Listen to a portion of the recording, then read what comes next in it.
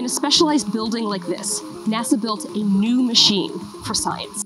The James Webb Space Telescope is a complex collection of scientific instruments designed to tackle some of the biggest questions in astrophysics. Webb has 4 instruments contained within the Integrated Science Instrument Module, or ISIM, located directly behind the primary mirror. They are all designed to observe an infrared light, which is invisible to human eyes. Infrared is a longer wavelength of light located on the electromagnetic spectrum, just beyond light human eyes can see. We feel infrared light as heat. Each of the instruments play a different scientific role. The Near-Infrared Camera, or NearCam, is the main imaging system. NearCam will look back in time to study the formation of the earliest stars and galaxies. One aspect of its design includes the ability to block light from a bright object, so much that a much dimmer object nearby might be observed.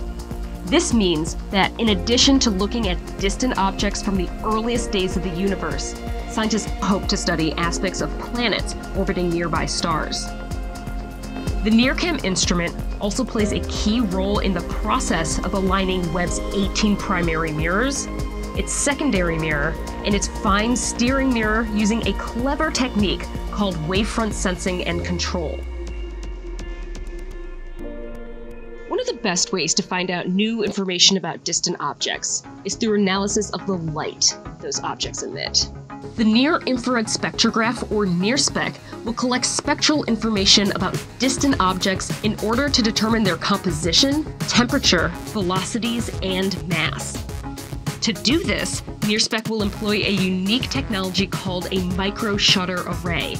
It's an extraordinary collection of mechanical shutters, each barely wider than the thickness of a human hair, that can simultaneously collect high-resolution data from up to 100 distant objects.